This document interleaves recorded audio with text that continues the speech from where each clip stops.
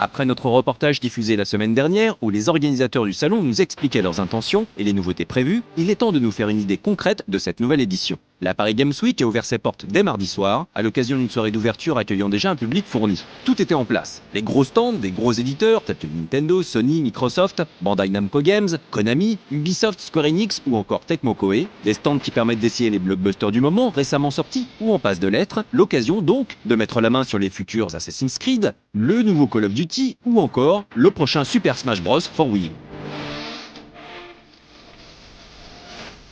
Chez Nintendo, on peut une nouvelle fois essayer de nombreux titres prévus pour la fin d'année, du début 2015, comme c'était déjà le cas sur Japan Expo. L'accent est mis sur la compète, les Super Smash Bros, avec des tournois diffusés sur Twitch, la chaîne YouTube de Nintendo France et bien entendu, sur le grand écran du stand. D'autres jeux orientés multijoueurs sont également présents sur les autres stands constructeurs, comme le Evolve de 2K Games, jouable chez Microsoft, ou le Destiny d'Activision, qui squattait une partie du stand Sony.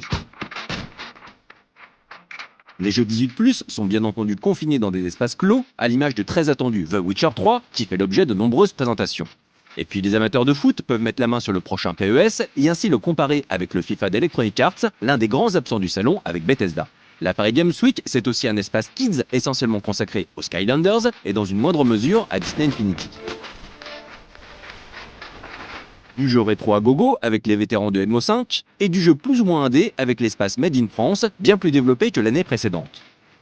L'occasion de découvrir ou redécouvrir certains jeux présentés sur No Life dans le cadre d'Extra Life ou des news 101%, comme le RPG Zodiac par exemple, du studio Kobojo, Styx également, de Cyanide, Games of Glory, de Lightbulb Crew, ou encore le jeu Neo Geo, Crouching Pony, Hidden Dragon, sorti cet été sur Steam.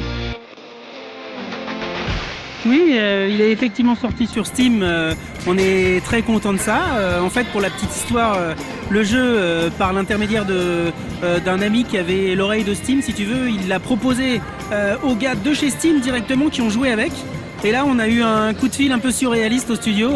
Allô, salut, c'est Steam, votre jeu nous intéresse, pas besoin de greenlight ou quoi que ce soit, on accepte pour l'envoyer quoi. Alors on leur a envoyé la version. PC qui tournait et puis il est sorti dans le courant du mois de juillet, ce qui est peut-être pas forcément la bonne date pour ça, mais donc effectivement t'as pu passer à côté. Oui, on est carrément passé à côté de cette sortie estivale. On se rattrape donc aujourd'hui, et si vous n'avez pas vu l'extra live consacré au jeu en novembre 2013, voici un petit récap du jeu développé par le studio Le Cortex. Petit 1, il n'y a pas de différence avec la version Neo Geo. On a vraiment voulu avoir une expérience la plus proche de celle de l'année qu'on a voulu apporter aux joueurs Neo Geo. Puisqu'il s'agissait en fait d'un jeu déjà très novateur dans son gameplay, même s'il était, on va dire, tu le vois en 320-224 pixels comme sur Neo Geo à l'époque, puisqu'il est fait pour tourner sur Neo Geo. C'est un jeu donc d'exploration, de tir, d'action, action RPG. Alors c'est un peu hybride, c'est-à-dire que tu te balades dans un décor qui est assez gigantesque, des 20 écrans par 20 écrans. Il y a 5 mondes en tout à visiter. Il y a à peu près, on va dire, 20-30 heures de jeu pour explorer la totalité du monde. Et puis, tu fais évoluer tes systèmes d'armes, ton expérience, et tu deviens de plus en plus puissant et tu combats des personnages de plus en plus imposants, dont des boss assez importants. Enfin, c'est assez impressionnant, on va dire. Également présent dans l'espace Made in France, l'excellent jeu mobile Inokoni d'Ikari 7, un studio qui présentait son prochain jeu iOS appelé Colorace. Alors Colorace, c'est un jeu, donc on a eu l'idée il y a très longtemps, donc c'était à la base un petit prototype très minimal. Au final on l'a laissé de côté et on s'est dit que ça aurait été bien de le ressortir pour faire un jeu plus typé arcade, sachant qu'au final ça sera un jeu mobile. Là c'est une édition arcade qu'on a sortie spécialement pour la Paris Games Week.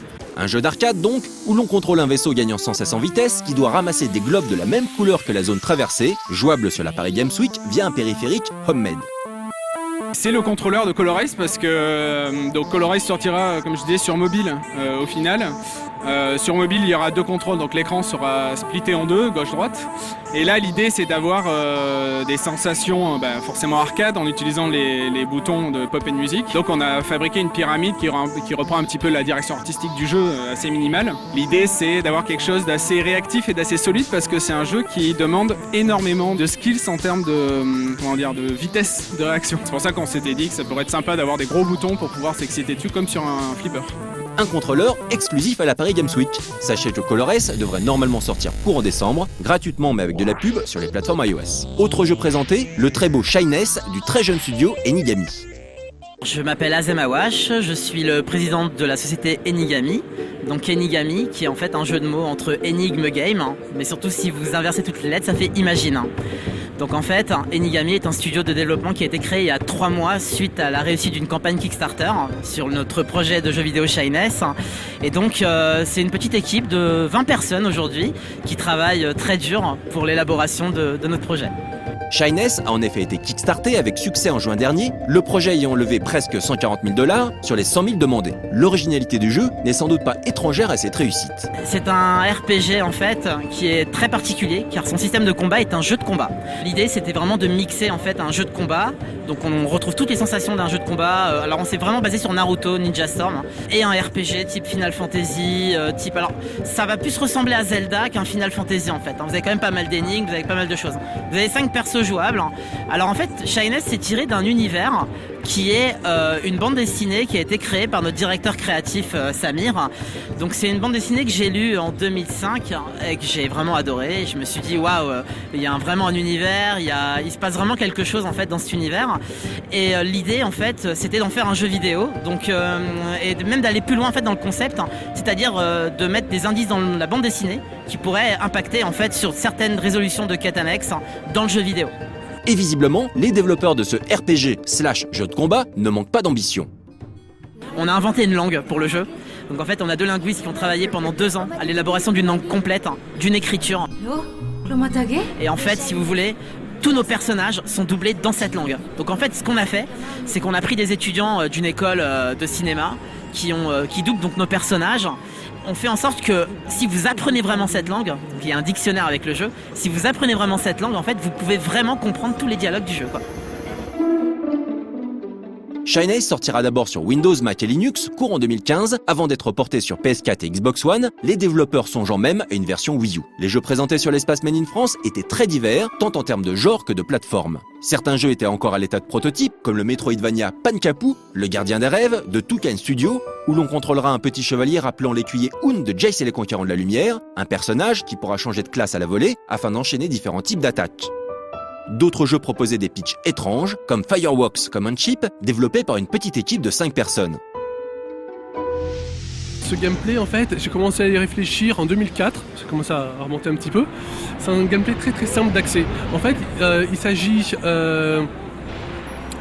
d'ovnis qui veulent envers la Terre. Et le souci, c'est qu'ils sont sensibles aux armes conventionnelles, un petit peu comme dans Mars Attack, etc., etc. Donc, par contre, ils sont sensibles au sentiment de la population humaine. Donc, en fait, plus la population humaine est joyeuse, et plus les ovnis ont tendance à exploser. En fait, on s'est rendu compte très rapidement que le plus simple, c'est encore d'envoyer des feux d'artifice pour rendre la population humaine joyeuse, afin d'exploser des ovnis avant que ceux-ci n'atterrissent. Et donc, c'est pour ça qu'on pilote à travers ce jeu, donc le Fireworks Command Chip, qui est ni plus ni moins qu'une espèce de grosse télécommande à distance pour envoyer des feux d'artifice. Si le projet Fireworks Command Chip vous intéresse, sachez qu'il est kickstarté en ce moment même, l'idée pour l'équipe étant de lever 10 000 $ afin d'acquérir des licences et d'embaucher ponctuellement des prestataires externes pour finaliser la production du jeu.